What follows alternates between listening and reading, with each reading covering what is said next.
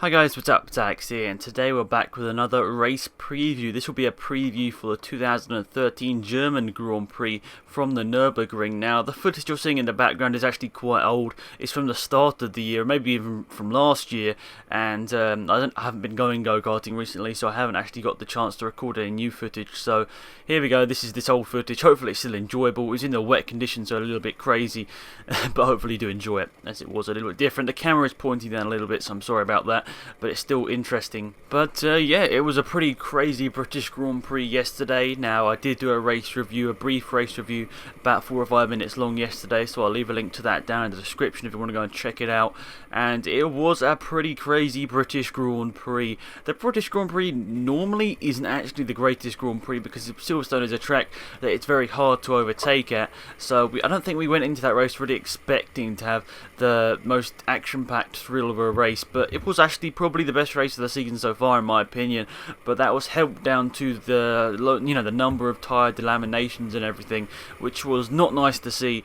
And I don't think anybody likes to see tyres go down like that during race weekends. But it's a big thing, and really thinking that Pirelli are going to have to be doing something. As I record this, they're having meetings with the FIA, I think, and definitely going to be trying to sort out something, because we can't go to Nürburgring, which is a very high speed track. There are parts of the Nürburgring track which are very, very high speed. We can't be going to that track and having accidents like that, because it could be catastrophic and maybe having drivers injured. Just like Lewis Hamilton said to an interview with the BBC after, they're only going to change something once somebody gets injured. So I think that's a very clever thing to say. I think we need to change these tyres now, before it gets out of hand, and before somebody gets injured, sadly, which could happen if this continues. But the Nürburgring track has never been too kind to Red Bull. We have had a win from them over the last couple of years. Back in 2009, I think, was their last win there, and that was obviously Mark Webber getting a win round there. His first ever win in Formula 1 was back there in 2009, 4 years ago. And obviously this switches around each year between Hockenheim and Nürburgring, so this year it's Nürburgring. And personally, I prefer Hockenheim a little bit more, but we'll see. Nürburgring is a lot more of a Red Bull track than Hockenheim is, let's just say that. So it's definitely going to be a big thing for Sebastian Vettel. He's never won a race at home, and I'm sure he'll be looking to try and get a win this weekend, because he's been in a sport since 2008, a couple of races in 2007, and I'm sure he really would have expected by now, with the amount of great cars that he's had, to have a home win, but sadly it hasn't came his way. And Silverstone obviously wasn't his greatest weekend, and had some problems during the race which put him out of the race. And Mark Webber coming through the field after contact at turn 1, showing he's still got a lot of life on him. Even though he's announced his retirement, he's still showing he's fully worthy of going for the top step on the podium, and could possibly go for the top step podium this weekend if the car is set up right. I really hoped that he was going to win at Great Britain, just because it would have been so nice to see him get another win in Great Britain. He's sort of like an honorary Brit for all of everybody over here, and he's a great guy, and I kind of wish that he'd won, but it's great for Rosberg as well, because obviously Rosberg is a great guy as well. And yeah, so Red Bull going to this race, I guess disappointed with the amount of points they lost in the championship race, but they can't be too disappointed because they do have a great car, and that was Sebastian Vettel's first retirement of the season so far.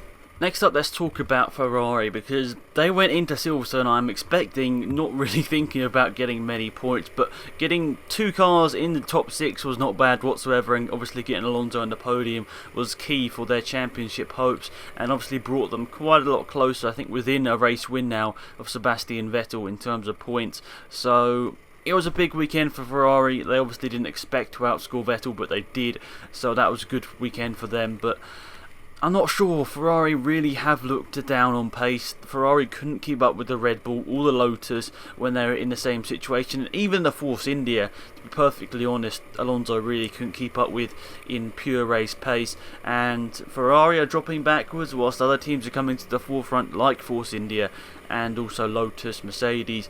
Ferrari are starting to drop back. They lost the position in the Constructors' Championship to Mercedes, so it's going to be hard for them, but maybe they might come back here, because obviously Alonso won the last German Grand Prix.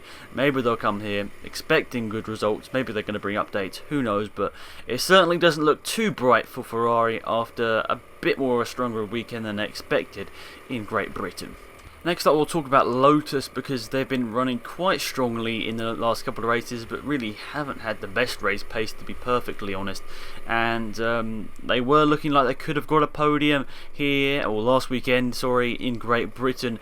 But it wasn't to be. Kimi Raikkonen didn't pit on that final pit stop, which ended up with him not getting any points and down in 4th position off the top of my head, I think that was, after that race. So some still good solid points, but obviously he wanted to get the podium to close the gap in the championship to Vettel.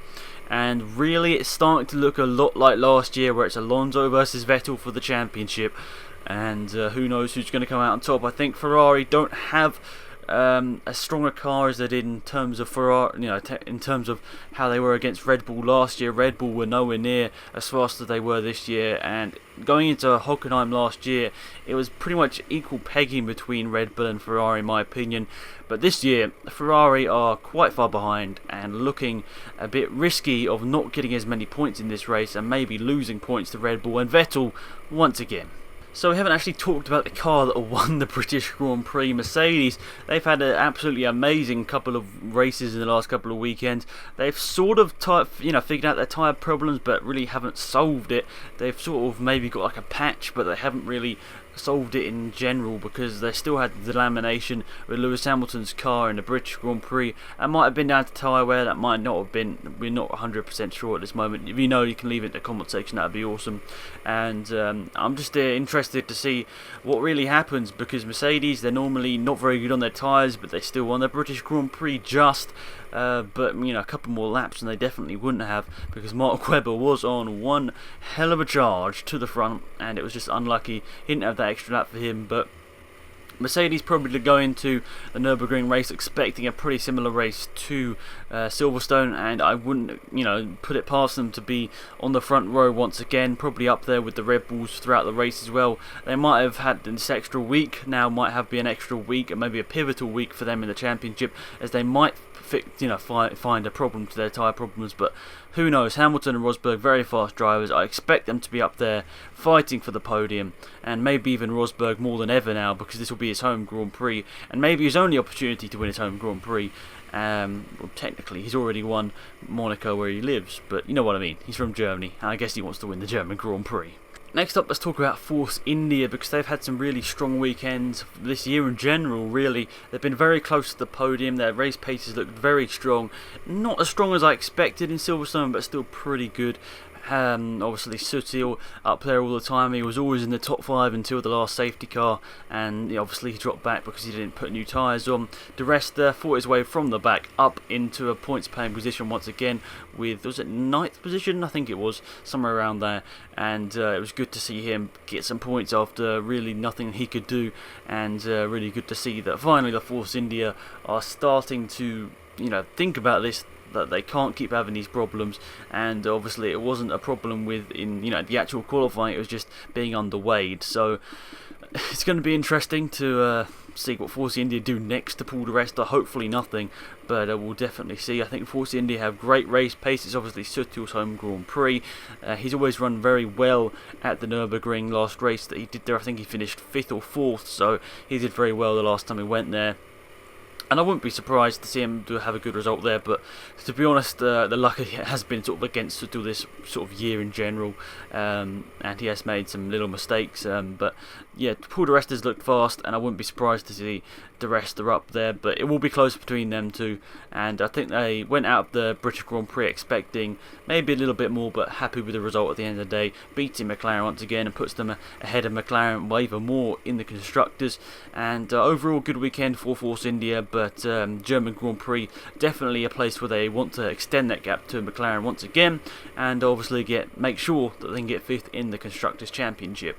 So for 5th place in the championship, it is between Force India and the big British team McLaren, and obviously they haven't had a very good season whatsoever. They looked like they could have got a couple of points in Britain. I think they ended up not getting any points whatsoever, so that was a bit disappointing for them. Obviously they want to get points, they're one of the biggest teams in the sport, and I don't think they ever go into a weekend expecting not to get points, and just disappointing for them in general. I think Button was over 25 seconds behind Rosberg at the end of that race, and there was a safety car with about 7 laps to go, so in 7 laps, losing 25, nearly 26 seconds is a big thing, and only finishing 1 second ahead of Sauber, which is really down on power this year in comparison to where they normally are. It's kind of sad to see Sauber and McLaren, and also Williams, just being so slow this weekend, and or last weekend in Britain. And I don't know, McLaren probably go to Nürburgring not expecting much. They probably don't go there being very, don't really go there expecting points. I'm not going to lie, I don't think they really have a good shot at points here this weekend, but we'll definitely see. I kind of hope they do get points just to get back on the points train, but I'm a big fan of Force India, so obviously I want Force India to get 5th place in the championship. But we'll see. It should be an interesting race for them, and if they can score any points whatsoever, that will be good for them, as any points whatsoever is what they definitely need. Next up, we'll talk about Toro Rosso, because they had a very strong outing in Britain. They had a really good race, and I really think that they made a huge step forward. Unlucky with Verne, but they go to Germany, I expect, with high hopes of a good result. Ricciardo performed very well, keeping up with Suttel throughout the whole race, and I wouldn't be surprised to see Toro Rosso ahead of Force India, maybe going to this next event. And Toro Rosso are only 13 points behind McLaren in the championship, so that is a huge thing. If Toro Rosso could beat McLaren, or at least be ahead of them at some point of the season for a little bit, if they could be ahead of McLaren, that would be absolutely awesome. I think that would be the first time that Toro Rosso have been ahead of one of the top 3 or 4 teams since 2007 maybe, and that would be absolutely crazy. It'd be great to see for Toro Rosso if they could do that, but who knows. Toro Rosso have both very good drivers, both going for the Red Bull seat, and at the moment it does look like Daniel Ricciardo is the person who's ahead in that battle after having some strong results recently. And actually he's not ahead in the championship. I thought in my mind he must be ahead, he's had some really good results recently, but Daniel Ricciardo is only on 11 points, Verne is still on 13, so technically on points wise Verne would be ahead, but Ricciardo has looked a lot more consistent. But let me know in the comment section, guys, who you think is going to get that Red Bull seat. If either of them will be, maybe it might be Raikkonen, who knows. If you had to choose between Ricciardo and Verne, who would you put in that Red Bull for 2014? Next up, Sauber. Now, they've had some up and down weekends the last couple of weekends. I think we can pretty much say that with a lot of truth there. They haven't had some very good weekends. They finally got back in the points in Great Britain. Hulkenberg, one of the greatest drivers on the grid, I think, in my opinion. He's very underrated, especially this year in that Sauber. He sort of took a big step backwards going to Sauber, only scoring 6 points when people at Force India have scored 59 points in total. It sort of puts it into perspective how much better that Force India is this year, and it's kind of disappointing to see that. But Hulkenberg's home race, I think he's going to be on a charge. I hope he can get some solid points. Hulkenberg has always been one of my favourite drivers, and I really want to see him have some good points this weekend. Maybe top 7, top 8, maybe something like that would be, really good for him. Just to get some points on the board would be good, and I expect he'll be up there, but who knows. The Sauber is a bit unreliable this year.